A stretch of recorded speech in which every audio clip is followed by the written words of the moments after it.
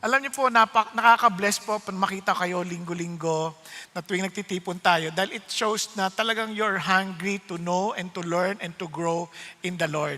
Lalo't lalo na we're doing a series on real faith. No, dahil sa dami po ngayon na nagtuturo tungkol sa Kristyanismo, minsan di mo na alam sino ba talaga ang totoo. But we need to understand this because He gives us the wisdom on how to live, no, according to the book of James. Alam niyo, napaka-importante po nito sapagkat kamakailan lang, for example, nagpadala sa akin ng isang artikulo. Sabi niya, if Christianity is true, why do Christians behave so badly?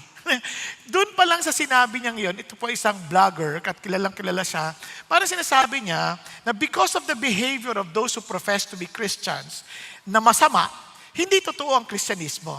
Ay, ang totoo niyan, hindi ho nakabatay ang katotohanan sa ugali ng mga nagsasabing naniniwala sila doon. Parang ganito, para lalo nating maintindihan. Kunyari, kung ikaw ay doktor at sa medisina, batid natin na yung pong paninigarilyo, yung labis na paninigarilyo, ay hindi mabuti sa kalusugan. Tama? Tama ba? Ngayon, yung nagkataon, yung doktor naninigarilyo. Maya't maya. Does it mean mali na yung medical studies dahil lamang sa hindi pagsunod ng doktor? Hindi, di ba? So, ibig sabihin, hindi doon ang batayan. Truth is truth. Kahit ano pang gawin mo, hindi mo pwedeng baguhin yan. Hindi yan dahil sa tugon ng mga nagsasabing sila ay sa Panginoon, o sa Panginoon Diyos, o kaya kung anumang claim yan. Halimbawa, isa pang halimbawa para lang mas maliwanag tayo. Halimbawa, yung math. Tama naman ang math. 1 plus 1 equals 2, 2 plus 2 equals 4. Tama yan. Pero kung during the exam, yung bata ay nang daya, hindi ibig sabihin dahil sa nang daya na yung bata, mali na yung math. Nasusundan niyo pa? Siguro dagdagan pa natin para yung batas. Halimbawa, batas. Yung mga huwes, yung mga judges, they know the law. What if the judge would violate the law? Does it mean the law is no longer binding? Di ba? Ando doon pa rin siya. Sa totoo lang, kaya nga ho, nagkaroon ng basihan na parang hinahanap natin yung kabutihan sa Christianity dahil batid natin na yung Christianity brings moral standard na talagang above sa ibang bagay. Bakit? Kasi there is power behind Christianity. Kaya nga kung walang Christianity, wala yung truth ng Christianity, walang basihan ng hypocrisy. Walang basihan ng mga baratang na hindi totoo dahil mali ang kalaugali. Saan nila nakuha mali yung ugali? Dahil may standard na batayan ang Christianity itinuro ng Panginoon Kristo. Kaya nga, ang laking bagay ng yung pong Christianity may katibayan. Again, hindi ito nakabatay sa atin, nakabatay ito sa katotohanan na binanggit ni Jesus Christ. Okay po? Jesus Christ died and rose again from the dead. Ngayon, problema ngayon na natin pag hindi tayo sumunod at hindi natin experience yung reality ng Christianity. Kaya nga inaaral natin to. Anybody can claim to be a Christian. But the question is, tama ba yung faith na yon? Tama ba yung faith na taglay-taglay nila? Kaya nga, nakita natin, yung real faith ay matibay. They are strong under trial. They persevere. Because the power is not from their own strength, but from the Lord. At hindi lang yon, real faith obeys God's word. Sumusunod sa salita ng Diyos kasi God, kumbaga, supports whatever He says. No? And real faith, nagmamahal na walang favoritism. At yung real faith, nagpo-prove ito na talagang buhay kasi ito gagawa at gagawa ito. Di ba? Kumbaga, yung patay, kahit anong gawin mo, wala yung magagawa. But once it's alive, may gagawa at gagawa yan. Ngayon, ito pa, nung nakaraan, diniinan natin, real faith controls the tongue. Okay? Hindi, ito baka ma-misinterpret ninyo hindi yung gawa ang nagpapatibay ng faith. Yung faith gagawa. Nakuha niyo ba ibig sabihin? So ito, kaya yung real faith chooses God's wisdom. Yan ang ating titignan ngayong gabi. Real faith walks, ibig sabihin we live in God's wisdom. Hindi naman kaila sa inyo na sa panahon natin, we are ang tawag sa atin, the age of information. Kaya grabe yung mga AI natin, no? Tanungin mo lang sila, alam na alam nila, dami lang alam na sagot no? But yung information na yon does not mean that we are also in the age of wisdom. Kasi marahi, yung information, iba sa wisdom. Naunawaan po. Mamaya papaliwanag ko yan. Pero initially, para maintindihan natin, kasi marami, we are surrounded by smart people, expert opinions, di ba? Endless advice. Ang dami. Manood kayo sa mga TV. Issue lang ng pagpapayat. Ang dami, iba-iba sinasabi. Di ba? Gato gawin mo, gusto mo pumayat. Gato gawin mo, gusto mo pumayat. Mag-exercise ka. Kaya iba naman, bibili ng exercise equipment. Pag meron ka dito, papayat ka. Hindi naman ginamit. Nakita yung ganda ng katawan nung gumagamit. Nung ginamit, parang hirap pala.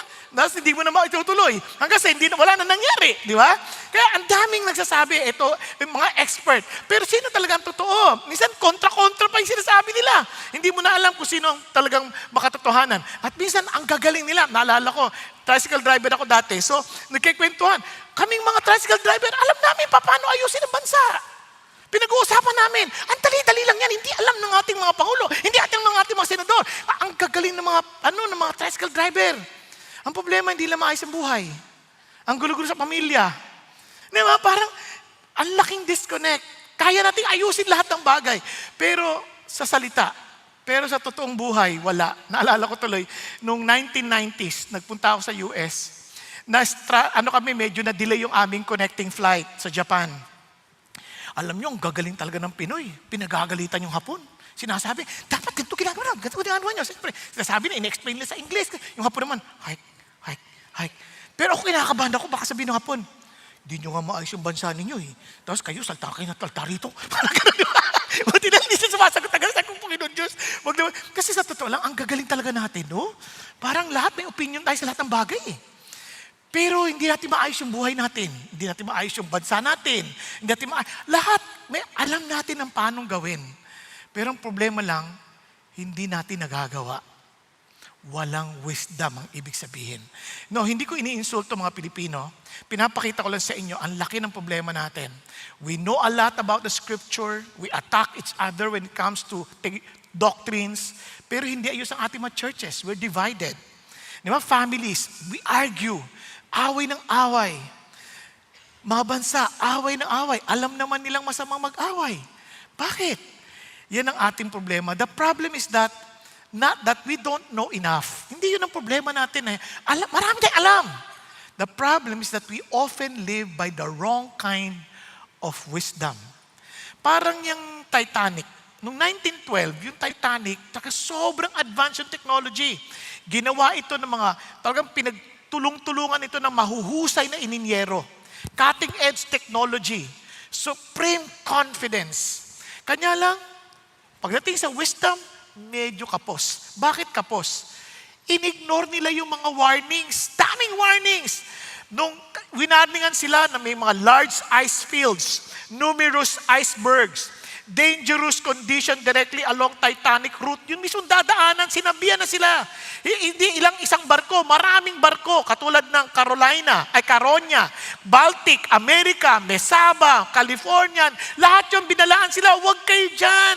Hindi sila naniwala, hindi sila nagbago ng speed, hindi sila nagpalit ng ruta, tinuloy pa rin nila. Yun. At kulang pa ang kanilang mga life jackets, kulang ang mga lifeboats. Hindi sila preparado. Ignorante sila? Hindi. Ang problema, they did not listen to warnings. Kaya ang wisdom, tandaan nyo, wisdom we live by shapes how we live, how we speak, and how we relate to others. Ang kaalaman, maganda yan. Pero yung katalinuhan, iba yan. Naunawaan po? Yun yung kailangan matranslate mo yung kaalaman sa katalinuhan, sa gawa. Ma-translate mo. Kailangan mailipat mo. Mailagay mo sa practical na aplikasyon. Naalala ko, si Thomas Alva Edison, merong sa kanya, nag-apprentice. Isang German na napakahusay na scientist. Sinimplihan lang siya, sabi ni Thomas Alva Edison. Kumuha siya ng guantes. Sabi niya, sukatin mo nga yung volume ng guantes na yan. Volume? Kukompiting? Imposible yan! Hindi masusukat yan!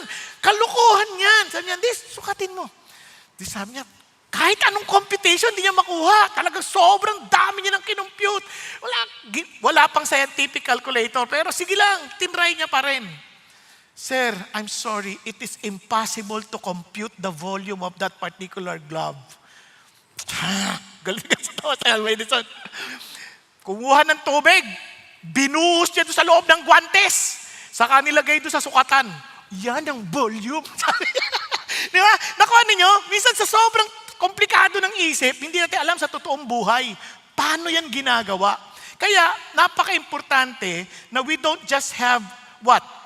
Knowledge. We need to have wisdom. So, paano natin malalaman yan?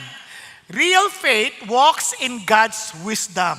It is shown in our humble action. It shapes in Christ-like character. And it strengthens relationship. So itong makikita natin. Makikita yan sa action natin. Makikita yan yung sa ating character. At obviously, makikita yan in the way we relate with people. Okay? Kaya, sinong matalino sa atin? Yun ang tanong exactly. Kaya ganda na sabi ni Peter Jr. kanina umaga, sabi niya, biblical wisdom is the God-given. Bigay ito ng Diyos. It is not something that we just get. Well, ito ay binigay ng Diyos, Spirit-enabled capacity. Pati yung kakayanan, no? Para matakot sa Diyos, talagang binigay din through His Spirit. See life from God's perspective. Yung makita natin yung pananaw mula sa pananaw ng Diyos and live in humble obedience, fruit-bearing alignment with His will. Ayon sa kanyang kalooban. Bakit? Ayan, isa-isahin natin. Let's start with shows in humble action. Una, tingnan nyo.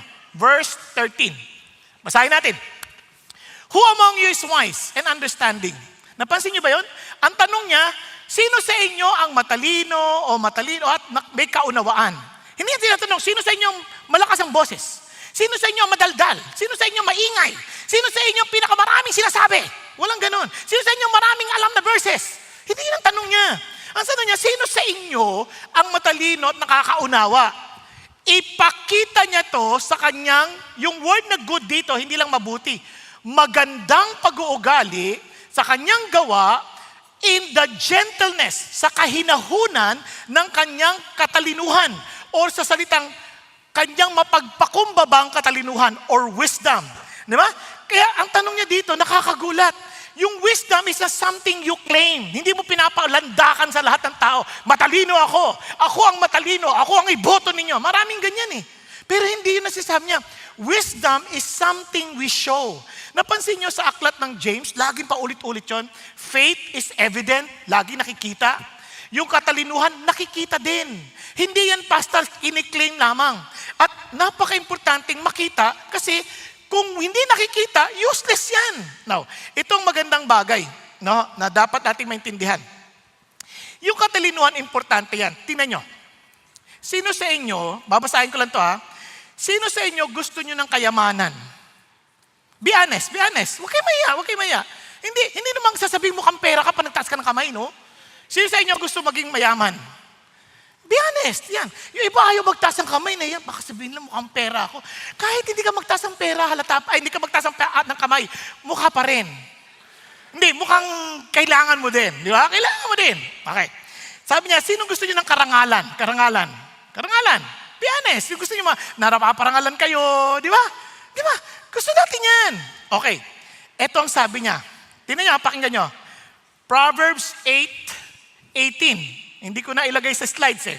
Andito, Proverbs 8:18. Okay? Ang sabi? Riches and honor are with me. Sino yung nagsasalta? Wisdom ang nagsasalta. Riches and honor are with me. Tingnan niyo sabi niya, enduring wealth and righteousness. Hindi lang basta yaman, kundi sabi niya, may katwiran na yaman. Kasi maraming mayayaman ngayon, minsan walang katwiran. Hindi matuwid. Maraming kabuluktutang ginawa. Marahil yumaman dahil hindi nagbayad ng tamang buwis, o yumaman dahil landaya ng kapwa, Di ba? Yumaman dahil sa kontrata ng construction na hindi natapos. Di ba? Hindi, wala tayong tinutukoy ng sino man. Nababalita naman yan. Di ba? So, maraming ganon. Ngayon, siyempre dito, praise God, marami sa atin mayaman dahil maayos ang ating pamumuhay. Di ba? With righteousness. Yun ang sabi niya, saan daw manggagaling? Wisdom. Kaya nga ho, sa totoo lang, kung walang persecution, walang issue ng, ibig sabihin kung Christian lang Christian lang, imposibleng maghirap ang Christian eh.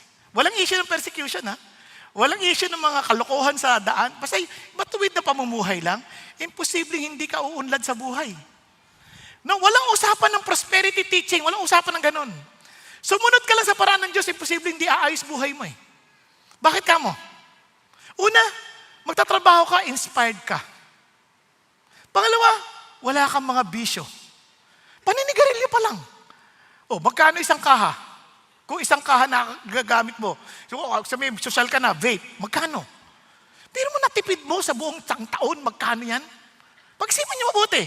Matitigil mo yan. Wala pa dyan yung mga beer grande. Wala pa yon. Wala pa dun si Lorna, si Fe, si Alma, Maria, at si Mario. Wala pa dun. Gastos yan. Hindi ako nagbibiro Wala pa yon. Aalisin sa iyo ng Diyos yan. Lalakad ka ng may katwiran dahil sa pagmamahal mo sa Diyos. Imposibleng hindi ka uunlad. Di ba? Pag-isipan niyo mabuti. Nung panahon ko, nung bata-bata pa ako, nung naninigarilyo ko, mga 20 pesos ang isang kahay. Ang tagal na, no? Ngayon, hindi ko na alam kasi hindi na ako naninigarilyo. Naninigarilyo ka ba? Mabuti yan. Makalusugan, hindi ka pa mapupunta sa ospital. Ngayon sabihin na natin, 20 na lang. Kumpite mo sa 20 sa isang buwan. Kung isa sa isang araw. O ilan na yun? 600 na. Tama? Tama ba ako? 30 times 30. Ay, tama, 20 times 30. 600. Isipin mo sa isang taon, 10 buwan pa lang, 6,000 na. Di ba? Plus 1, 2, di 7,200 sa isang taon. Sa 10 taon, 72,000 na. Nung panahon na yun, nakakabili ka na ng motorsiklong may tricycle. Meron ka ng extra income. Hindi ka ba uunlad sa buhay niyan? Tapos, pag nagtatrabaho ka, gigising sa umaga, excited ka pa. Wala kang hinihipang manok. Wala. Kasi matuwid yung panigising mo eh. Paano hindi ka uunlad? Matalino ka nang gumamit ng pera. Hindi ka na nanloloko. Na igagamit mo, na i-invest mo ng tama. Tama ang Bible eh. Kaya pag may katalinuhan, panalo ka. Hindi lang yun. Ito pang sabi ng Bible, tingnan nyo. Makakatuwa. Kaya hangad ng Diyos, maayos ang buhay natin. Hear, O sons, the instructions of a father. Kinig ka sa tatay mo. Kinig sabi niya, let your heart behold fast my words. Keep my commandments and live. Kasi itong pinag-usapan dito, matinong tatay Hindi pinag-usapan dito yung mga tatay na nagtatay-tatayan lang. Yung matinong tatay, walang matinong tatay na naghahangad na masira ang buhay ng kanilang mga anak. So iniisip nila yung mabuti lang kinabukasan. And look at this. Acquire wisdom, acquire understanding, do not forsake her. Huwag mong kalimutan ng katalinuhan. Sabi niya, and she will guard you. Wow!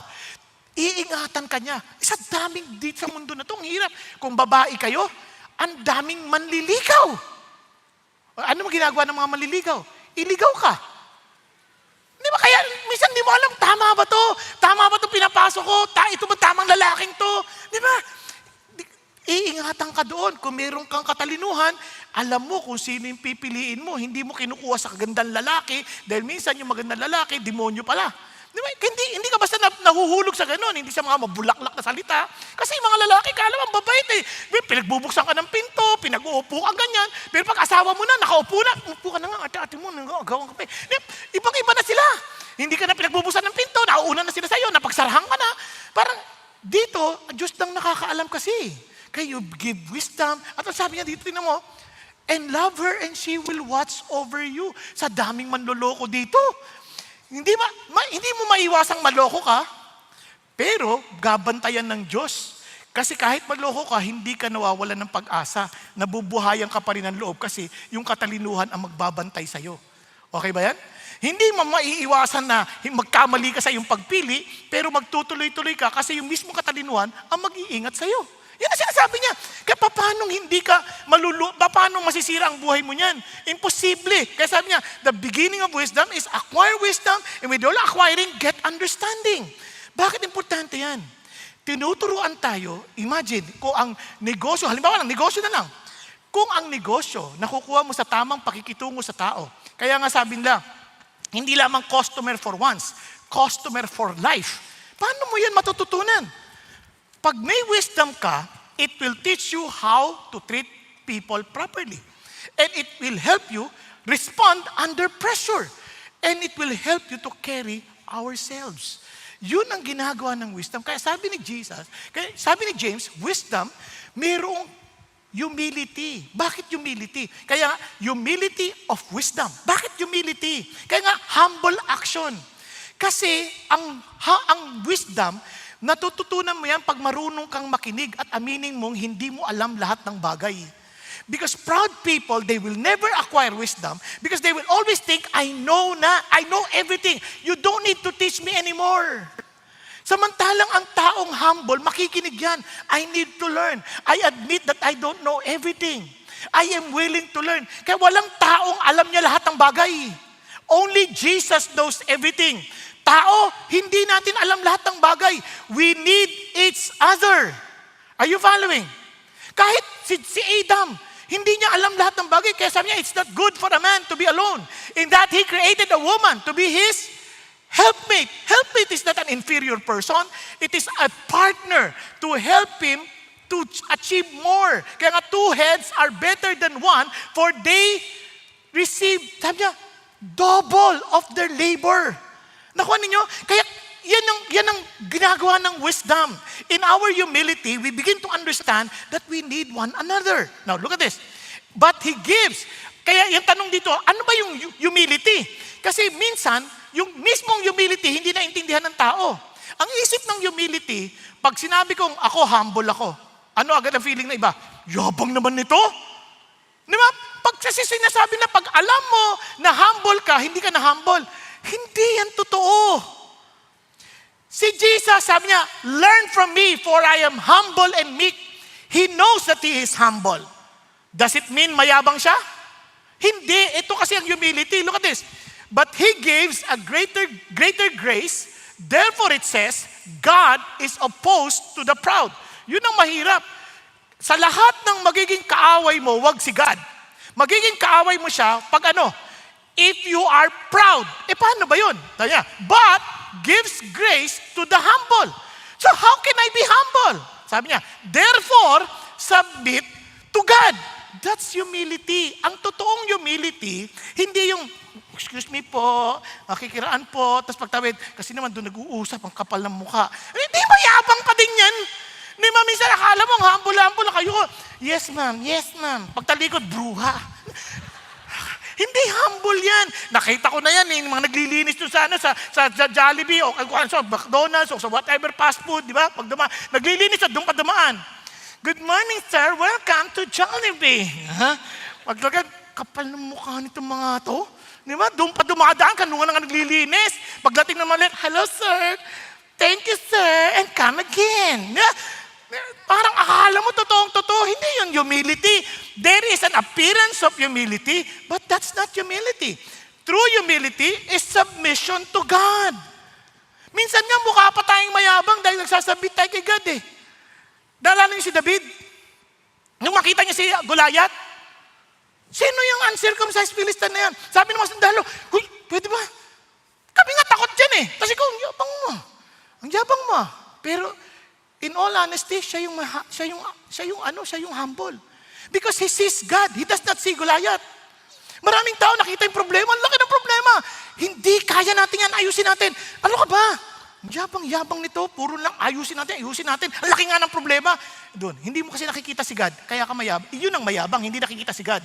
Pero yung nakakita kay God sa sitwasyon, yun ang humble, and they're willing to submit to the ways of God because they knew that God knows better. That's humility. Kaya sabi ng Lord, He gives grace to this kind of people. Tingnan mo naman, parang ang yabang. Resist the devil and he will flee from you. Wow, tapang naman ito. Demonyo na nire-resist. Di ba? Now, kaya yung ibang tao, kala mo humble. Ay, ayoko mag-attend ng church. Makasalanan ako, baka masunog ako dyan. Saan ka pupunta? Sige nga. Kaya ano sabi ng Lord? Kung talagang humble ka, you want to submit to the Lord, come. Draw near to God. Look at the words. Draw near to God, and He will draw near to you. Isipin mo, pag lumapit ka kay God, siya pa lalapit sa'yo. Yun ang humility. Parang, wow, well, Lord, wala naman ako ibang pupuntahan. And sabi niya, okay, cleanse your hands. Linisan mo, you sinners. Then you admit that you are a sinner, that you're willing to come to God because you know you cannot clean yourself. Kaya Lord, ikaw lang po makakapaglinis sa akin. That's humility. And then, purify your hearts, you double-minded. Yung purify your hearts, ang ibig sabihin, Lord, wala na akong ibang iniisip. Kayo na lang, I'm single-mindedly yours.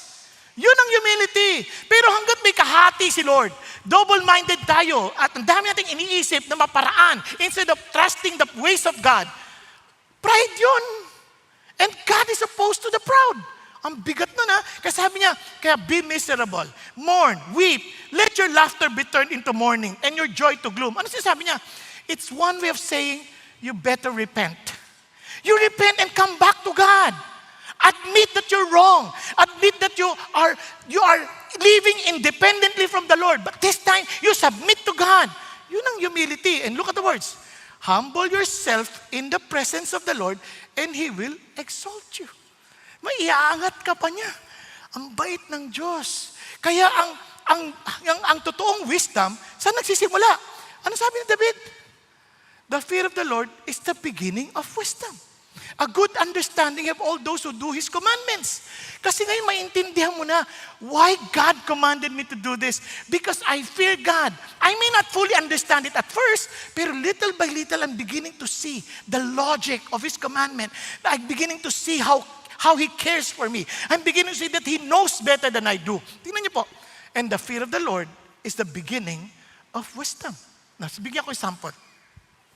Tingnan niyo yung mundo at tingnan niyo yung paraan ng Diyos.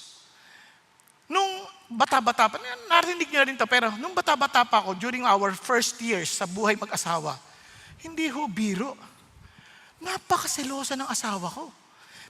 Hindi niyo naman siya masisi. Hindi. Iba dating sa'yo eh. Hindi ganon. Ay, ibig sabihin, I was too busy sa ministry. In my mind, I was doing the work of God. So sabi ko, bakit siya selos ng selos? Alam niyo, hindi ko detalye yung kwento kasi limited yung time. Bigla ko na-realize, gusto ko sabihin, Lord, ang labo eh. Baguhin mo siya. Ginagawa ko yung trabaho para sa'yo. Sabi, ano mo anak? What God has put together, no man can put asunder. And sabi nga nun, you are to leave your father and mother and cleave to your wife. And you become one.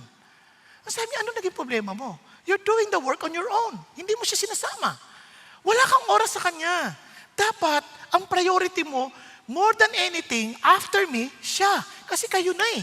Hindi na yung magulang ay, yung closest relationship mo before your marriage. Parents, imagine you are to live that, to be with your spouse. Kaya dapat ganun ang, Lord, sige na nga, okay, tapos na yung issue. So, because of that, mula noon, I made a decision, sige, basta Monday, walang ministry, ikaw lang. Kaya ang tawag ko dyan, Ministry Day. So parang kay Mrs. lang, kung saan niya gusto pumunta, kung anong gusto niyang gawin, yun lang. Walang iba. Wala akong pansariling palatuntunan, kundi para sa kanya. Isang araw, bibili ako ng pagkain para sa aming dalawa.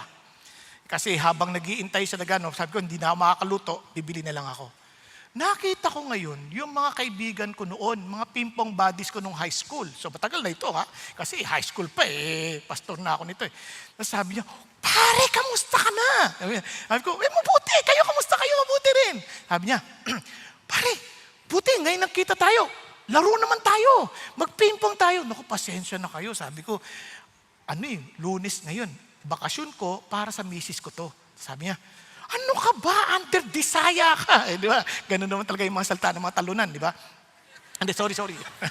Baka nakikinig yung mga kaibigan ko, joke lang.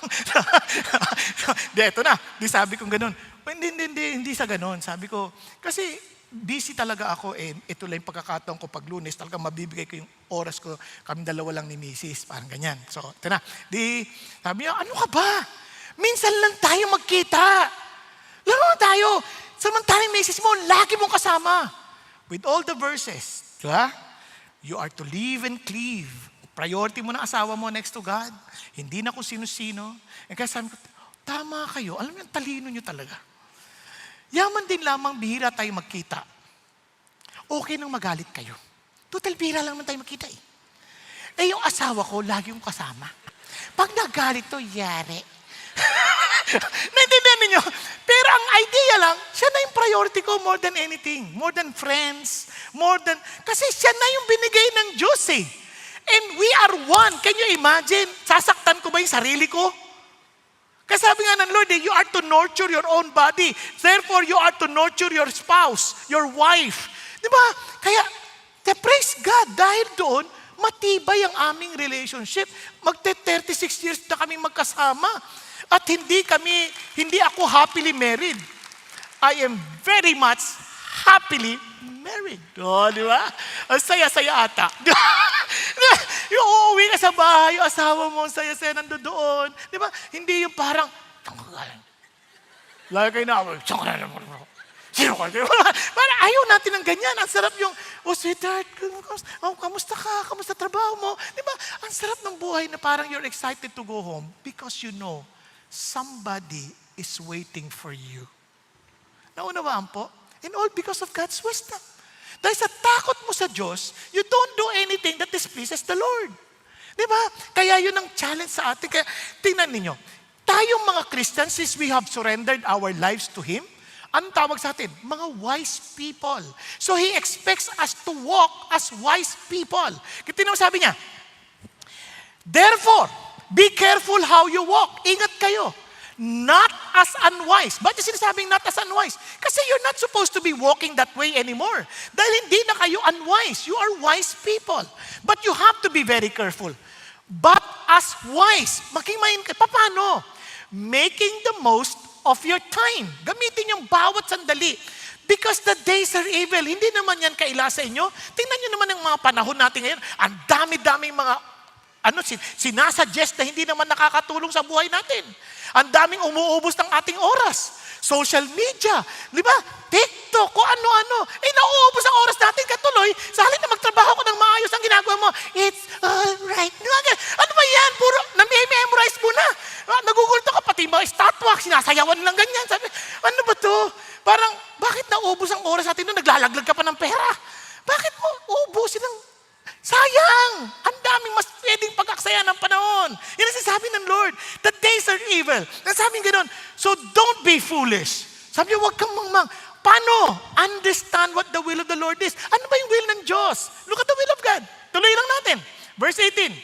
Be filled with the Spirit. Yun ang will ng Diyos. For us to be filled with the Spirit. Not with anything else. Not with wine. Not with anything else. Sabi niya, paano ko malalaman? Tingnan nyo, matetest nyo agad. Your heart will be filled with what? With songs for the Lord. Di ba? Speaking to one another in psalms, in hymns, punong-puno ka ng sayang hindi mo maintindihan. Because you know that your time is not being wasted. You're spending time with the Lord kasi yung wisdom comes to that. Yung isipin niyo mga kanta natin, ang sarap sa lead me to the cross. Diba? Ang sarap na Lord, every time na meron kong gagawin, lead me to the cross. Yung puso mo parang may sariwang kanta na masaya, hindi puro malungkot na lang, sinaktan mo ang puso ko. Ano kanta yan? Walang saysay eh. Samantalang kung inasasabi mo, Lord, di ba yung kanta mo na nagsasabing, Lord, mananatili ako sa iyong lilim. Parang wow, panatag na panatag ang iyong kalooban. Di ba? Tapos ito pa sabi niya, always giving thanks for all things in the name of our Lord Jesus Christ. Walang lugar ang reklamo, walang lugar ang mga masasamang kaisipan. Kasi sabi nga ni James, so tinan nyo, is do not complain. Sa ibang translation, do not grumble. Alam mo, ibig sabihin ng complain dyan at saka grumble, yung umiikot ang mata. Ganyan. Pag may sinabi sa'yo, nako, yan na naman. Umiikot yung mata. Kasi sabi niya, do not. Sabi niya, against one another so that you yourself may not be judged. Behold, the judge is standing right at the door. You are so aware of the presence of your God, the very judge, na siyang alam mong, that's where the wisdom begins. Diba? Alam mo yung reality ng Diyos. Balik tayo, sabi niya sa Ephesians, sabi niya gano'n, and be subject to one another in the fear of Christ. Yung ating galang kay Kristo. Yun nagtuturo sa ating makinig. Yun nagtuturo sa ating matuto. Yun nagtuturo sa atin na hindi lang tayo ang nasusunod. Kasi we are living for Him. And that is exactly the essence of wisdom. Ang laki yatang pahinga ng buhay na alam mo na hindi tungkol sa atin ang buhay. Minsan ang isip natin, everything revolves around us. Kaya pagod ang buhay natin eh. Kasi isip natin, dapat lahat ng bagay. Yung asawa ko, paglilingkuran ako, anak ko, igagalang ako, dapat paglilingkuran nila ako, dapat sa trabaho, dapat yung pakinabang ko. Maging sa Diyos, minsan isip natin, dapat si God, pinaglilingkuran ako, hindi ganun. Kasi sa Bible, kahit hanapin nyo, it's always towards God. Hindi the Lord is my shepherd, I shall not want. Diba? He makes me lie down in green pastures, He leads me beside quiet waters, and He leads me in the path of righteousness. Tingnan nyo, for His name's sake. Ang sentro, si God, hindi tayo. Habang ang sentro tayo, we can never walk in humble, we cannot act humbly. Bakit? Kasi tayo ang ginodiyos natin. Kaya marami sa atin ang pagod sa buhay. Because we will always end up in frustration dahil hindi mapoprovide ng sino mang tao yung hinahangad nating tayo ang maging sentro. Pero once si God yung sentro, ay ang gaan ng buhay natin because we're living according to our design. Yung tamang pamumuhay. Kaya ito ang amazing part na sabi ng Lord. Balik tayo. Tingnan nyo. Ang dito, let your gentle spirit be known to all men. The Lord is near. Di ba yung word na humility, nakita nyo kanina ang pagkakasabi, gentleness of wisdom? Yung gentle na word, hindi yan weakness. Hindi yan, yung meekness kasi hindi weakness. It is a controlled strength. Yung lakas mo, kontrolado. Kaya mas malakas ka kasi nakokontrol mo yung galit, nakokontrol mo yung action. Bakit? Kasi you know that the Lord is near. He is your judge. Di ba, naalala nyo yung kahit sa words, di ba? Let your yes be yes and no be no, that you will not fall into condemnation. Ano sinasabi niya? Kaya ang Christian, madali, hindi mo puproblemahin. Hindi mo kailangan magsinungaling. Every time we speak, dapat, because of the presence of God, wisdom lang to. Lagi kang magsasalta ng katotohanan. Bakit? Kasi you're always under oath. Let your yes be yes and no be no. That you are to tell the truth, nothing but the truth, so help me God. Because our judge is near. Ganon din sa meekness. Napansin niyo? Ang sarap. Kaya sa negosyo, pagtitiwalaan ka ng mga kausap mo, dahil tapat ka hindi mo kailangan magsinungaling. Hindi ka nagtatago. Okay ba tayo dyan? Sa asawa, ang sarap ng relasyon nyo kasi nagtapat kayo sa isa't isa Diba? Sa trabaho, ang saya ng atmosphere kasi tapat kayo sa isa't isa. Hindi nyo kailangan magsinungaling because we are all under oath before God. Kaya nga, every careless word will be judged by the Lord. Kaya, kasi nga, Lord, bawat sasabihin ko, hindi ako pwede magsinungaling. Under oath ako Ikaw ang kasama ko let your yes be yes. Di ba? Kaya ang gaan. Kaya kahit saan ka pumunta, imposibleng hindi ka pagkakatiwalaan because you speak the truth. Okay tayo? Balik tayo dito. Kasi sabi niya, eto, yung spirit, alam niyo yung gentleness, nakikita yan. No, naalala ko, inimbitahan ako in one of the birthday parties. Sabi niya, magsasalta ako doon. Sabi niya, nadat na ako, napaaga ako ng dating. Nagsisigaw yung hali. Sabi niya, sinabi ko ba na yan? Nasa ako ng tuloy. Ganito gang, tigis ang ulo ninyo. Ang lakas ng boses. Bigla sabi nung isang mga kasama sa bahay, Ma'am, andyan na po si Pastor. Di ba sabi ko sa inyo, bantayan ninyo. Kasi, nasunog tuloy. Nakita nyo? Kasi pagka nandyan yung isang ginagalang mong tao, bigla nakokontrol mo yung spirito, tama? Yung strength under control. That's the point. Imagine now, every time you do something, katabi mo si God. Hindi mo lang yan ini-imagine. Yan ang totoo. He is always near us. Watching us. Hindi tayo pinanonood para husgan tayo. Ayan na naman. Pinanonood niya tayo just to tell us, anak, huwag mo ituloy, hindi makakabuti sa iyan. Makinig ka sa akin. It is for your good. I'm always here for you. Kaya, just listen. Because the fear of the Lord is the beginning of wisdom. Hindi ka gagawa ng anumang bagay ng kabalastugan na makasisira sa sarili nating buhay if we know that God is near us. Amen? Nagkakaintindihan? Kaya, ano sabi ng Lord? Tingnan niya, ito yung wisdom. It requires what? Knowledge, then it requires understanding. You need to know, ito yung knowledge, then this data, kailangan maintindihan ko how it works, then I have to apply it. Yun ang wisdom. It is the applied knowledge. Now, kaya tayo sabi ng Bible, therefore, everyone who hears these words of mine and acts on them may be compared to a wise man who built this house on the rock. Di ba? Talino. Sabi niya, bakit? And the rain fell, and the flood came, and the winds blew and slammed against the house. And yet it did not fall, for it had been founded on the rock. You want your life to be strong enough? Then you better listen to God. And apply it. Kasi si God ang susuporta sa atin. Lord, ang hirap eh. Relax ka lang. I will be with you. I will support it. Ako yung may kapangyarihan. If you know that I am in control of the future, then you better trust me on this. Di ba? Kaya sabi ng Bible, tinan nyo, this book of the law shall not depart from your mouth, but you shall meditate on it day and night. For what? So that you may be careful to do according to all that is written in it. Hindi lang yung memorize mo, alam mo paano gawin. Kaya mapapansin nyo, sa dami ng mga tao, sinisiraan ng kapwa Christian, parang dahil lang sa mga konting pagkakaiba ng doktrina, away na ng away. Alam nyo, tingnan nyo pag-isipan nyo. Kung ang produkto natin si Jesus Christ, at ang kailangan ng tao si Jesus Christ, why waste your time attacking your fellow Christians? Kung sakali man hindi ka naniniwala sa kanya sinasabi, tanungin mo sarili mo, yung bang sinabi niya hindi makatutulong sa kaligtasan ng tao? Pag-isipan niyo mabuti. Yun lang pagtatalunan niyo, pati damit? Ano ba yan? Pagdating natin sa langit, papaltan lahat ng damit natin ng isang robe na puti, malinis. Wala na to. Hindi na to pagtatalunan. Yung buhok, wala na. We have a glorified body. Ang tanong na natin, sino ba magliligtas sa atin? Si Jesus lang. Hindi yung grupo. Si Jesus. Wala nang iba. Hindi CCF. Si Jesus. Di ba? Doon tayo mag-concentrate. Pagtatalunan natin. Kaya instead na mag-away-away tayo, kung talagang concern ka doon sa tao na nagpipreach, punta mo!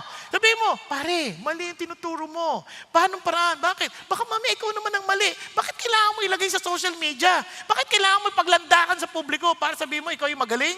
Wala. Sino manonood? Bilangin niyo nanonood. Sabihin na natin, 100,000? 100,000? Ilan ang tao sa mundo? Bilyon na nangangailangan ng gospel. Tapos naghahangad lang tayo ng 100,000 at kakalahati. Yung bahagi na yun, ang liliit nun, dumi lang yun. Hangad nating makilala na si Jesus. Are you following? Kaya tingnan natin, ano ba yung produkto natin? Kaya nga, the true wise person doesn't have to announce it. Gawin mo. Show it. Paano? Kaya sabi ni Jesus, they will know that you are my disciples because what? You have love for one another. So paano? Sa bahay, makita nila yung pagmamahalan sa magkakapatid, sa mag-asawa. Di ba? Malasakit natin sa kapitbahay. Malasakit natin sa ibang tao. Kahit sa ultimong pagparada lang ng sasakyan, iniisip mo yung kapitbahay mo, baka hindi sila mahirapan silang lumabas. Yung iba walang pakialam. Bakit? Basta! Iyo ba yung kalye? Hindi issue yung iyong kalye. Ang issue, baka mahirapan sila. Then be willing also na magising din na maaga para maka-atras ka at makadalbas naman sila. Di ba? Mahirap yon sa mayayabang na tao na isip nila sila yung sentro ng mundo.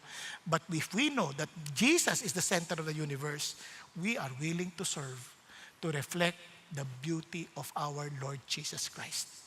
And God will give greater grace to the humble. Yun ang pangako ng Diyos. Kaya, wisdom doesn't shout. Wisdom doesn't dominate. Wisdom doesn't rush to be right. Wisdom walks humbly. In our wisdom makes us harsh. If our wisdom makes us harsh, proud, impatient, or dismissive of others, it is not from God. Diba, minsan akala natin magaling tayo, pero wala tayong pasensya. Madali tayo mainis. Nagagalit tayo sa iba. Yung wisdom na yan, hindi galing kay God yan. Nakuha? Andiyan pa kayo? Kaya at least madali natin makikita kayo. With humility comes wisdom.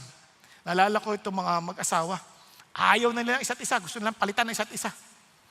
Kasi kung walang humility, ang isipin lang, mali ka yan. Wala siyang kwentang babae. Wala siyang kwentang lalaki. Sabi ng babae.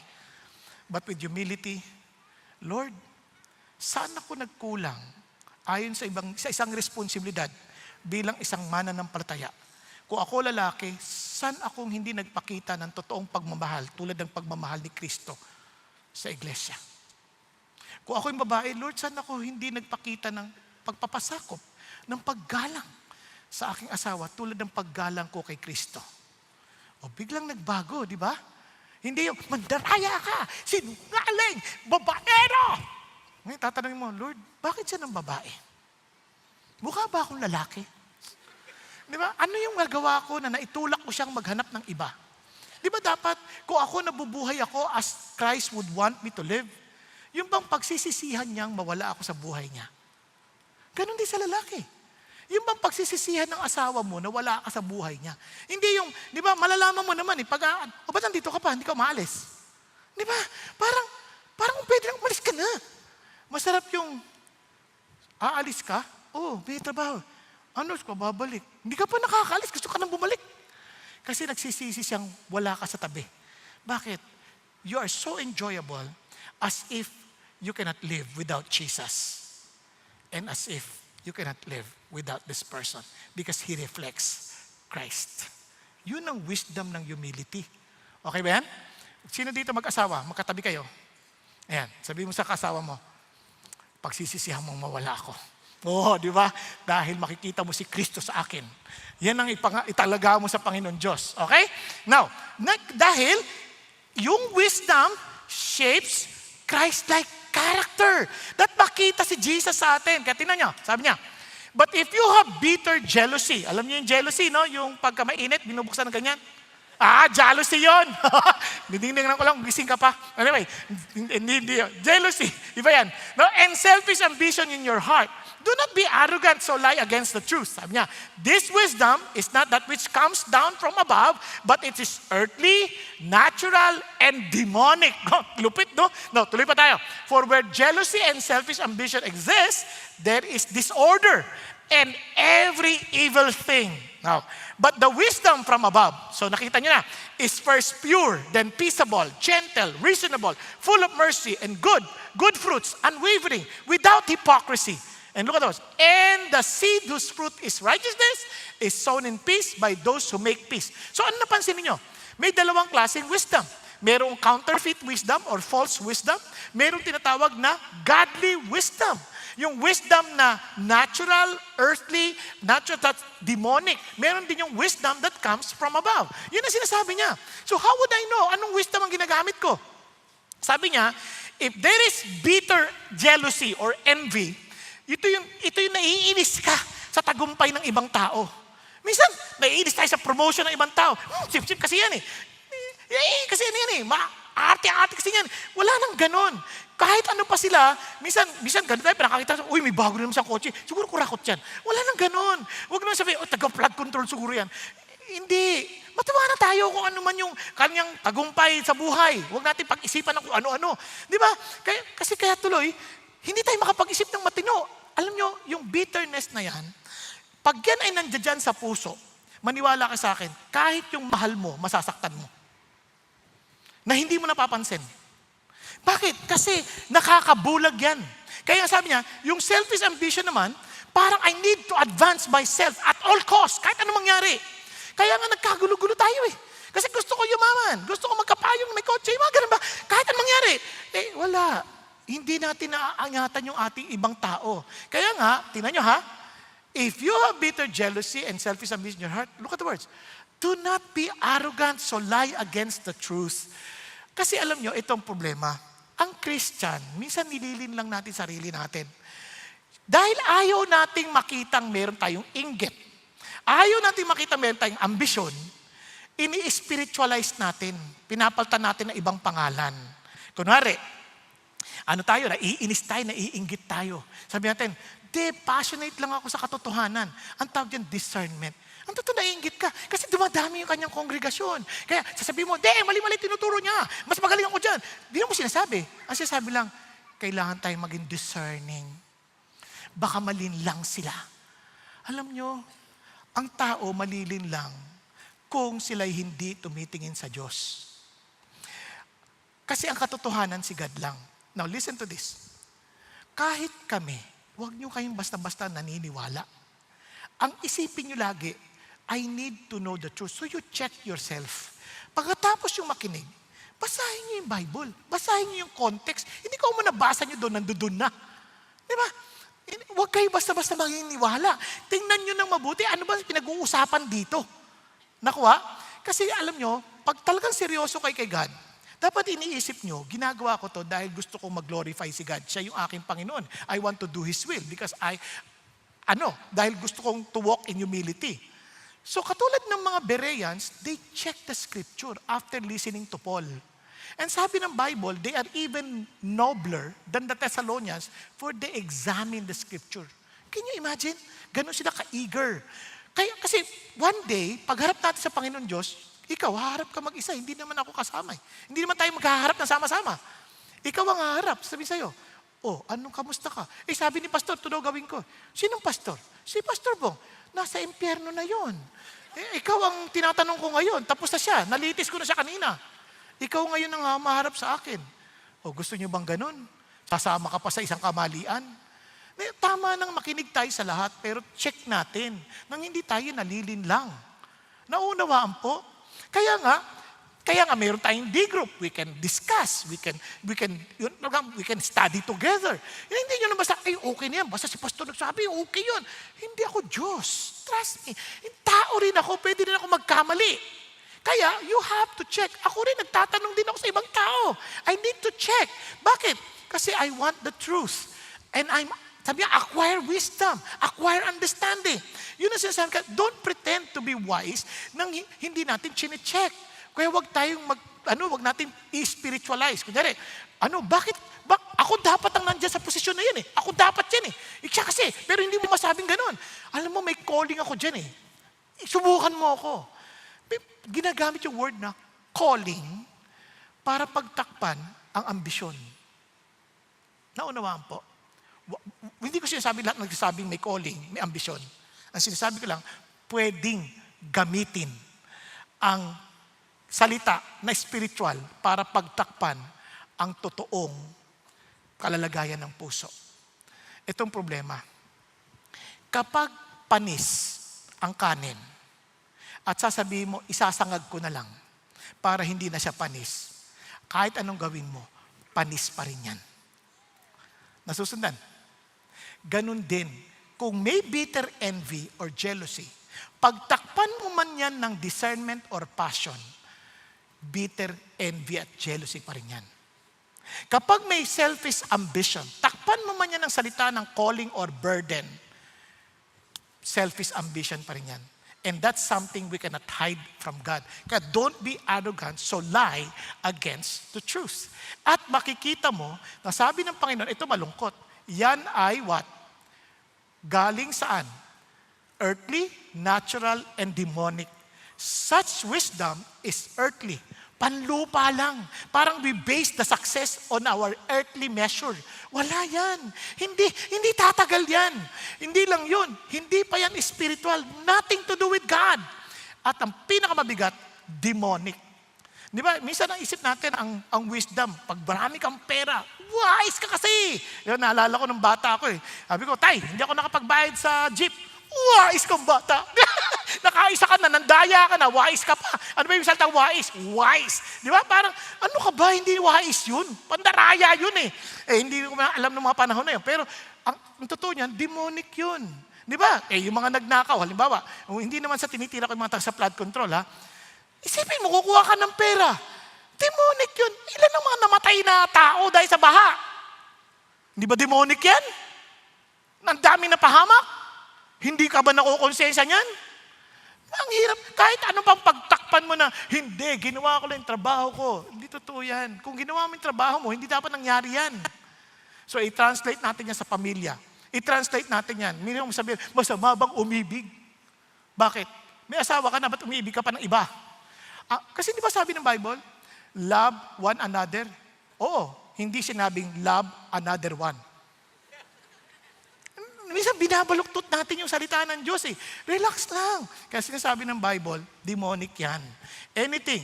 Sabi ng Bible, tingnan yung effect.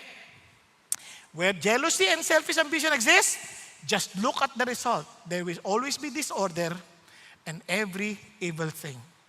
Nakita nyo sa traffic. Nakita nyo yan sa opisina. Pagka may sarili-sariling agenda, ang gulo. Nakita nyo ba? Sa bahay, ang gulo. Wala nang willing i-expose ang katotohanan. Ang Pilipinas, sa talino natin, sa dami nating alam, kita niyo yung gulo natin? Nakakalungkot. Sabi nga ng isang pinuno madali lang yung problema. Kaya lang hindi ko bibigyan ng solusyon. Alang walang bayad. Isang bayan lang tayo, magtulungan na tayo. Hindi ba natin kailangan magtulungan? Hintay niyo pa bang magpasira ang pamahalaan bago tayo lalabas at sabi maglilingkod tayo habang buhay? Please, let's help one another.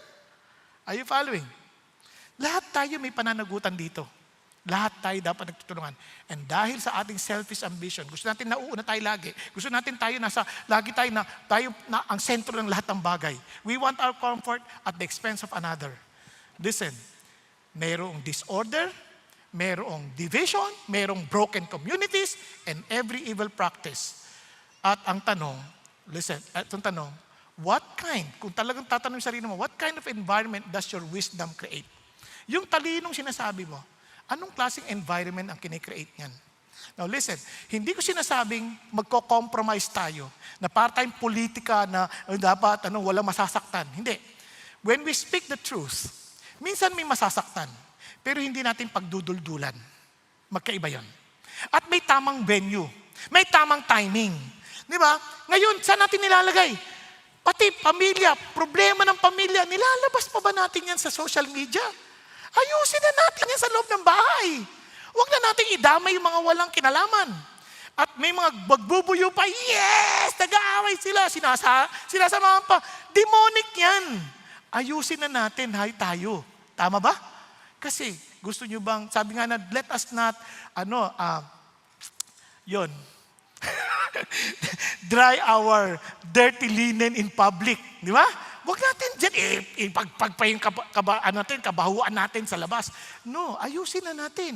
Even among us Christians, ayusin natin ang ating mga disagreements. And let us live peaceably, agreeing to disagree. Di ba masama yun Basta as long as it's non-essential, okay lang tayong magkaiba-iba. Kasi, in major matters, unity. In minor matters, diversity. In all matters, charity. Yun ang isang bagay na dapat nating alalahanin. Kaya sa atin, napaka-importante, as we practice that, ano sabi ng Lord? Asipin ninyo ang wisdom from above. Ano yung wisdom from above? Pure, peaceable, gentle, reasonable, full of mercy, good fruits, unwavering, without hypocrisy. Sino nakikita natin? Si Jesus, whose fruits, sabi niya, and the seed whose fruits is righteousness is sown in peace by those who make peace. Now, para makita natin, anong ibig sabihin yan? Para mabilis na lang kasi wala tayong enough time. Pure. From James, single-hearted devotion. Clean ang motives before God. Wala akong ibang hangad. I just want to honor God. Are my motives mixed or am I seeking God with an undivided heart? Yun ang tanong. Every time you have arguments, you want something to tell the world, tanongin mo sarili mo, anong motive mo? Bakit mo ginagawa yan? Is it really for God? Peaceable. Opposite obviously ng quarrels, fight, and rivalry.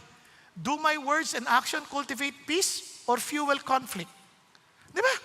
Gentle, slow to anger, careful, restrained speech. Ano sabi? Do people feel heard and respected when I speak? Nagagalang ba sila? Even in disagreements? No. Open to reason, teachable, willing to receive correction. Ano sa James? Am I quick to listen and learn or quick to defend myself? Pag-isipan ninyo. Now, full of mercy, compassion that triumphs over judgment. Am I more known for extending mercy or passing judgment? Minsan, naghuhusga na tayo kaagad Full of good fruit, faith and wisdom proven by visible obedience. What kind of fruit is my life producing in others? Anong epekto nito sa buhay ng ibang tao? Impartial, no favoritism, consistent love and justice. Do I treat people differently based on status, comfort, or benefit? And lastly, sincere, undivided, not double-minded or hypocritical. Is my faith the same in private as it is in public? You ask yourself. You see, yung wisdom that comes from God, yan ang dapat epekto. Kita si Jesus. Kaya nga The seed whose fruit is righteousness. Ano sinasabi ni James dito? Ito sinasabi niya, yung ating effect dapat, yung peacemakers, sow in peace, reap harvest of righteousness. Kasi bawat salita natin, binhi yan. Bawat action natin, binhi yan. Attitude natin, binhi yan. Kaya may epekto yan sa buhay ng ibang tao. Naalala niyo last week, sabi ko sa inyo, kwento ni Pastor Peter, yung leader, hindi na umaaten yung anak niya sa church. Bakit? Tinanong siya, kinikriticize niyo ba yung mga leaders ninyo? Pag kayo nag-uusap sa table? Opo. Minsan tayo we criticize each other. So anong epekto sa tao? Yung mga bata na walang naisip, mga hipokrito talaga yung mga Christian na to, no? Talagang sasama ng ugali nila. Nakangiti sila pero kinakagat ka pala sa likod. So ano nag-epekto? Ayoko na umattend dyan. Puro hipokrito yan. Tama? May I encourage you? Huwag kayong mawala ng gana dahil sa mga hipokrito. Marami pang lugar para sa isa pang hipokrito. Sama ka na. Lahat tayo, minsan may mga maskarang suot. But we need to be honest enough na aminin na meron tayong suot na kailangan nating ng tulong para ito'y mahubad at maranasang matanggap kung sino tayo. Andiyan pa kayo? Hello? Pakikalabit mo yung katabi mo, gising ka na. Tanggalin mo na yung maskara mo. Now, this is something that we need to learn. Kaya you will know them by their fruit. You see, friends, wisdom is not proven by how convincing we sound, but by what our lives produce. Kaya naman, it strengthens relationship. No? Tingnan nyo. What is the source of quarrel and conflicts among you? Meron ba kayong away sa bahay? May away ba kayo sa opisina? May away ba kayo sa eskwelahan? May away ba kayo sa kaibigan ninyo? Anong problema? Ano ba yan? Baka naman kayo may personality differences. Baka may mga irreconcilable differences. Hindi yun ang binanggit ni James. Anong binanggit ni James? Is not the source your pleasure that wage war in your members? Ano sinasabi niya? You lust and you do not have, so you commit murder. You're envious and cannot obtain, so you fight and quarrel. You do not have because you do not ask. Ano sinasabi ni James? The conflict starts inside. Yung gulo natin, na ipo-project natin sa labas. Okay, it's not about differences in personality. It is not about differences in methods. It is not about differences in style. Wala doon. It is more of our problem within. Kaya meron tayong desire, hindi masama yung desire. Ang problema, yung disordered desire. Mali yung pagkakaayos ng ating desire. We have desire. That desire is a gift from God. Pero pag mali na, it becomes our God. Nako, it will create lots of problem. Kasi nga, yung desire, naging siya na yung sentro. Hindi dapat. At ang problema pa, hindi mo na may pag-pray. Sa halip na hingin mo sa Diyos because nobody in this world can satisfy what we want in life. Only God can. Hindi yung asawa, hindi kaibigan, hindi sino mang tao. Only God can satisfy us. Kaya you tell God, our concern, nainggit ka na wala kang ganung posisyon, you tell God. Di ba, hindi mo masama yun, sabihin mo sa Diyos. And He will tell us what we need to understand. Kaya nga alam niyo po, ang ganda, kung maintindihan lang natin ito, mabibless ang ating pamilya. Panoorin niyo po ang testimony ng ating kapatid. No? Sila mag-ama, kung paano sila inayos ng Diyos because of the wisdom from above. Let's watch. Good afternoon, CCF family. I am Weng, and I have been serving in the youth ministry since I fully surrendered my life to Christ in 2003. I have served as a campus missionary, a youth coordinator, and a hub youth coordinator for several satellites. I am currently the program director of #NotAlone. I am tasked to reach students nationwide and help them with their personal and spiritual struggles. I thought I was an expert in dealing with the youth, but I was wrong. Hi, I am Matthew. I am 22 years old. I grew up in the church because my dad was the youth coordinator of a CCF satellite. My childhood was filled with youth fellowships, retreats, and different youth activities. Our weekends were spent in church. I was already a J-zoner even when children my age were still in Next Gen, CCF Sunday School. Sometime in 2022, Matthew and my eldest daughter got into a fight. I took my daughter's side while my wife defended our son. My wife and I ended up in a verbal argument. This made Matthew irritated and he talked back to me. I felt disrespected as a father. Harsh words were exchanged. I lost my patience and reacted in anger. Instead of responding calmly, I said something that deeply hurt him. I even threatened to destroy his laptop. The moment I did that, I knew something was very wrong, but my pride would not let me admit it. In my mind, I was the father and Matthew was just my son. I had authority in our family, and I thought I had the right to do whatever I wanted. As a preacher, I often shared God's message in Ephesians chapter 6, verses 1 to 3. Children, obey your parents in the Lord, for this is right. Honor your father and mother, which is the first commandment with the promise, so that it may go well with you and that you may enjoy long life on earth. But I forgot God's instruction to me in verse 4. Fathers, do not provoke your children to anger, but bring them up in the discipline and instruction of the Lord. When my dad said those hurtful words, I felt attacked and misunderstood. So I answered back, not with humility, but with pride. I raised my voice, I disrespected him. I wanted to prove that I was right and he was wrong. When he threatened to destroy my laptop, I felt offended and scared of what else he might do. So I decided to leave home. I stayed away for almost 3 weeks. My mom and siblings begged me to come back, but I was determined to stand my ground. I kept telling myself I deserved better, and I wanted to prove to my dad that I could survive without his help. My wife Tiffany tried to reconcile us, but I rejected her efforts too. She prayed fervently for both of us. Little did I know she was communicating with Matthew and constantly checking on him, on his whereabouts. And she eventually convinced him to come home. During those days of prayer, God began speaking to my heart. When Matthew finally came home, I was still angry. I felt justified. I kept thinking, I am the father, he should respect me. But realized I was not acting with heavenly wisdom and I was acting in pride. God convicted me.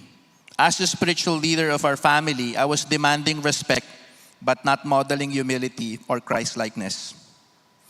With much prayer and by God's strength, I approached Matthew and asked for his forgiveness. When my dad asked for forgiveness, I was shocked. I did not expect it. At the same time, God was convicting me too. I realized my heart was full of selfishness. I wanted my rights, my voice, and my validation. I also saw that I had disrespected and provoked my dad. I was full of pride as well. I had been expecting perfection from my dad because he serves in the church. He leads fellow Christians and speaks before large audiences. I expected him to act like spiritual leader at home all the time. But my dad is human too. He gets hurt, he gets tired, he faces challenges and problems. He can lose patience when provoked. As the Holy Spirit prompted me, I knew I also needed to ask for his forgiveness, and I did. We cried, we hugged, I felt my dad's love again.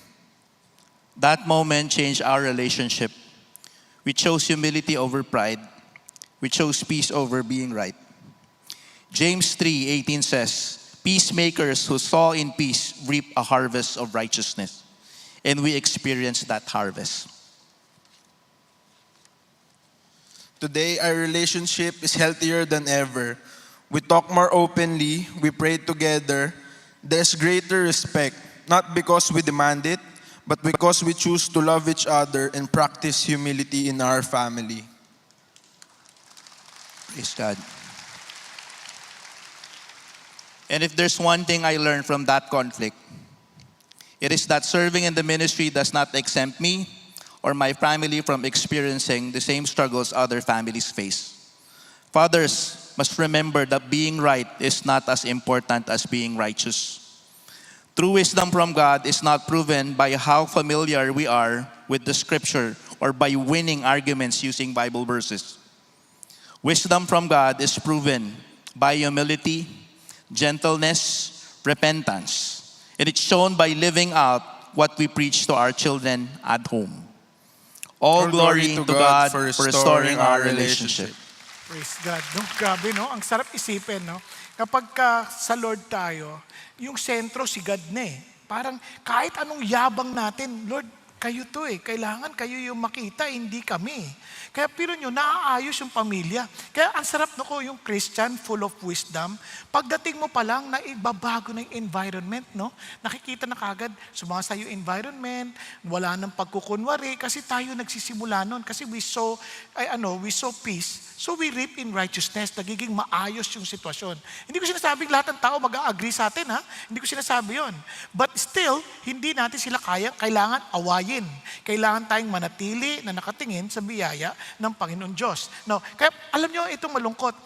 Sometimes, even in our prayers, pag mali yung ating direksyon, pati yung prayer natin, nagiging corrupt. Tingnan nyo, basahin natin.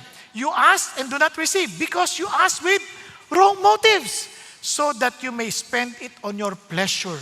When our desire becomes our God, lahat nagiging corrupt. Sa halip na ang objective natin sa prayer ay relationship, lagi siyang nagiging tool. God becomes a means, not the goal. So friends, listen to this. Ang ating relationship sa Diyos ay talagang siya yung mag-aayos kapag lumakad tayo sa kanyang katalinuhan. Ang tanong, tayo po, mapapansin nyo, ang hirap eh, napaka-selfish talaga natin eh. Ang hirap mabuhay sa ganoong katalinuhan. So anong ating pag-asa? Ito ang ating pag-asa. Praise God, hindi tayo iniwan ng Diyos in a limbo. Sabi ng Lord, but to those who are the called, both Jews and the Greeks, kahit sino ka man, iisa lang din ang solusyon. Christ, the power of God, and the wisdom of God. Christ is who we need. He is the wisdom of God. Paano? Where wisdom grasped our wisdom, kumukuha, His wisdom gave. Where our desires consumed, His love sacrificed. Where our pride divided, His humility reconciled. Friends, James is not calling us to be smarter. He's calling us to surrender to Jesus. Now, let me just share this with you. Ito, recent lang nangyari. Meron po akong pinagpe-pray na sa Panginoon Diyos na puntahan naming mag-asawa. At ang halaga, medyo malaki. Mga a little less than 1 million. So talagang napaka-far-fetched, long shot. I prayed. Sabi ko, Lord, pahintulutan mo naman, no? In my great surprise, during the IDC, somebody came to me and said, gusto mo bang pumunta sa lugar na ito? Sabi ko, wow! Parang what a great surprise! Talagang answered prayer. Sabi ko, ay opo, sige po. So inayos ko kagad yung schedule ko. Inayos ko kagad yung mga requirements para sa visa. Pinrepare ko na lahat. And to surprise my wife, talagang hindi ko siya pinatanong. Ako lang lahat gumagawa. At bigla ako sinabi sa kanya before, nagsabi na ako, okay na, ilalakad ko na yung visa, sabi sa kanya, sweetheart, nagpa-picture na rin kami. Sweetheart, punta tayo? Hindi ako sasama. Sabi pa naman, alam niyo yung pakiramdam na parang binuhusan ng malamig na tubig? Parang, bakit? Pero syempre, nagpipigil ako, bakit? Yan, diba? Hindi ako sumigaw. Bakit? Sabi niya, hindi mo ba naalala, manganganak yung anak mo? Magkakaapo na po kasi ako sa dating na Marso. Sabi niya, manganganak anak mo. Alam nga, iiwan natin yan. Kaya nga siya nag-asawa eh. May sarili na siyang buhay. Diba? Siyempre, pag selfish ka, hindi mo nakikita ang pangailangan ng iba. Yung makikita mo lang sarili mo, tama? So sabi ko, kaya nga siya nag-asawa na eh. Ba't hindi mo ba siya mahal? Mahal ko, kaya gusto ko siya matuto on her own. Diba? Hindi yung parang nakaasa siya sa atin. Mamamatay tayo, di paano na yan? O, di ba? O di, parang totoo, no? Parang may wisdom talaga eh. At sabi niya, di balit. Hindi ko na siya inaway, di ako nag-pray na lang ako. Pumunta pa nga ako dito, dilim-dilim, nag-pray ako. Ay ko, Lord, ba't ganun? Sinagot mo yung prayer ko, pagkatapos, nagbabago isip mo, biglang ayaw ng asawa ko, parang hindi naman natatawa yun. Diba? Tapos, pray. Tapos, hanggang hindi pa natapos, dinala ko pa sa opisina ko, pray na naman ako, iyak ko na iyak. Tapos, sumagot na ang Lord. Finally, sabi ng Lord, Bong, do you love me? Ay, yes, opo naman. Mahal na mahal ko po kayo. Wala akong magbabago. Yung pagmamahal ko, wala akong papalit dyan. Sabi niya, then love your wife. Uy! Alam niyo, ito na yung kaalaman at saka yung wisdom magtatalo na. Ha? Bakit naman yun ang kondisyon? Sabi niya, meaning, you love your wife, your daughter, more than your desire to go to that place. Iyak talaga ako. Sabi ko, Lord, alam mo naman mahal ko kayo eh. Pero Lord, bakit? Parang iyak ko. Tulungan mo ako, hindi ko po kaya. Hindi ko po talaga kaya. Tapos biglang, parang nakaramdam ako ng yakap ba? Tapos sabi niya sa akin, I'll take care of yourself. I take care of you. Sabi niya. Tapos sabi ko, Lord, di ba, let your yes be yes. Nag-yes na ako eh. Sabi, huwag ka mag-alala. I-text mo yung organizer, sabi mo sa kanya na hindi ka nasasama. Tapos nag-text back, you have to pay the penalty. Kasi hindi na ma-waive yung reservation mo sa cruise. Ako, Lord, may bayaran mo to. Penalty. Kaya hindi pa pwedeng umatras ako. Sabi niya, don't worry about that. I'll take care of that. Mamaya nag-text sa akin, hindi ka na raw magbabayad ng penalty. Waive na raw yung penalty. Ibibigay, mayroon nang kukuha ng kwarto mo, kaya okay na. Wala ka nang aalalahanin. Talagang sinabi ng Lord, bayad na lahat. Wala ka nang aalalahanin. Tapos sinabi ko sa asawa ko, sabi niya, sweetheart, di na tayo tuloy. Bakit? Mahal kita eh. Kaysa sa gusto ko, dahil mahal ko si Lord. Mahal ko ang ating anak, kaysa sa gusto ko, dahil mahal ko si Lord. Kasi wisdom begins with our fear of God. Kaya naman, hindi ko pagsisisihan. Bakit? Kasi ayos kami mag-asawa. Di ba, nandun ka nga, nagkukrus ka, lagi ka naman nagsisign of the cross dahil nag-aaway kay lagi. Di ba? Ang hirap ng ganung pakiramdam. Paano na anak mo? Paano na anak mo? Nag-aalala ka. Samantalang dito, panatag ka dahil alam mo, nilagay ka ng Diyos sa tamang lugar. Hindi ka lugi. Kaya naman, listen to this. Friends, we need to admit to God. You see, wisdom is not about winning. Wisdom is about becoming Christ-like. Let me just end with this. This guy, nung mamamatay na siya, tinausap niya isang pastor. Sabi niya, anong pinagsisisihan mo sa lahat ng bagay sa buhay mo? Lungkot-lungkot niya. Sabi niya, tama po ako, pero hindi ako matalino. Nanalo ako sa argumento naming mag-asawa at ng aking mga pamilya, pero nawala ko ang aking relationship sa kanila. Alam ko ang maraming bagay, pero hindi ako natutong magpakumbaba para makasama ko sila. Kaya sa maraming sa atin sa buhay, ang dami nating nawala because we're not honest enough to admit we need God. Kaya sabi ni Jesus, you want to be wise? Come to me. Those who labor and heavily laden, and I will give you rest. Be honest. Come. Alam kung pagod ka na sa buhay mo, you're trying your best to live your own life, to live a life na gusto mo in your own terms. Sabi ni Lord, come, I will give you rest. Take my yoke upon you, for my yoke is easy and my burden is light. In fact, sabi nga ni James, if you lack wisdom, come, and I will give it to you generously without finding fault. Hindi na kita susumbatan. Lapit ka lang. Hindi na kita susumbat. Lapit ka lang. Bibigay ko to ng malaya sa'yo. Tayo pong lahat ay yumukot, pumikit sandali. Mga kapatid, ikaw lang din naman nakakaalam ng totoo mong kalalagayan sa buhay. Alam mo kung masaya ka sa kinalalagyan mo o hindi. Alam mo rin naman kung talagang masasabi mong yung buhay mo is indeed worth living for. It is something that I would not exchange to any life. Dahil alam mo that you are living a life with wisdom. But you have to admit naman, kung sakaling talagang hindi naman talaga, then be honest. Jesus is offering Himself, the very wisdom of God. God is telling you, come to me and I will give you rest. Those who are weary, those who are heavily laden, come, learn from me. For I am humble and meek. Maging tapat ka, maging totoo ka. If you need Jesus today, you want rest, then start by bringing back once again the honor and the glory belongs to Jesus. Have a fear of Christ in your heart. Take Him, receive Him, choose Him to be your Lord and to be your Savior, no longer yourself. Kapatid, kung yun ang loobin ng puso mo, be humble. Itaas mo kamay mo sa Panginoon sa Kristo mo, Lord, ako po yun. I need you. I surrender myself to you. Yes, yes, yes, thank you, Lord. Hallelujah, thank you, Jesus. Yes, Lord, I raise my hand as a surrender to you. I admit, Lord, that I've been trying to live my life in my own terms. But now, Lord, I'm surrendering myself to you. I accept you as my Lord and my Savior. I accept, Lord, that I cannot even save myself, but you are my Savior. Thank you for dying on the cross for my sin. Thank you, Lord, that you rose again from the dead. Lord, thank you that you even promise your Holy Spirit to empower us in order for us to live the Christian life.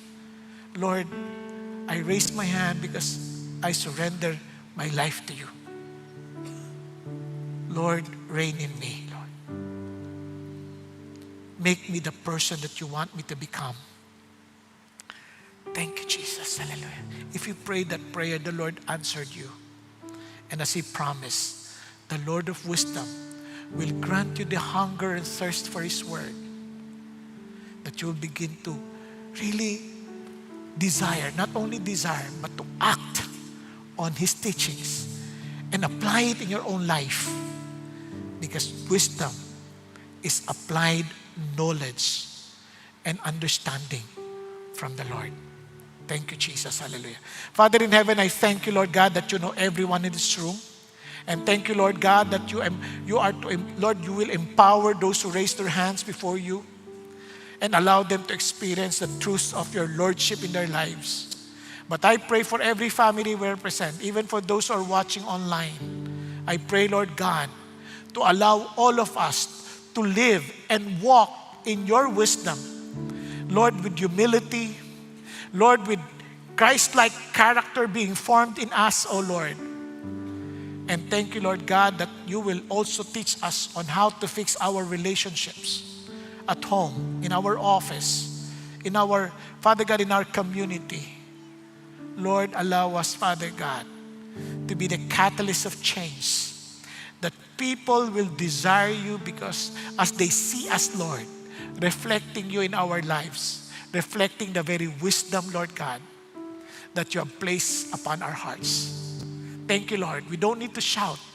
Help us to show the wisdom that you have given us. Allow us to be careful to walk, Father God, in wisdom. Lord, Father God, not wasting our time, O Lord, with things that are not necessary. But help us to do your will always. Being filled with the Holy Spirit every time and every moment. Always rejoicing before you. Thanking you for all the things that you allow to happen in our lives, Lord. And teaching us to be submissive to one another because we revere you. Thank you, Lord. We love you, Jesus. Thank you, Father God, that we will never regret submitting ourselves to you because we know you are in control. You hold the future. You know what's best for us. And in you, we rely. In you, we trust. We love you, Lord, because you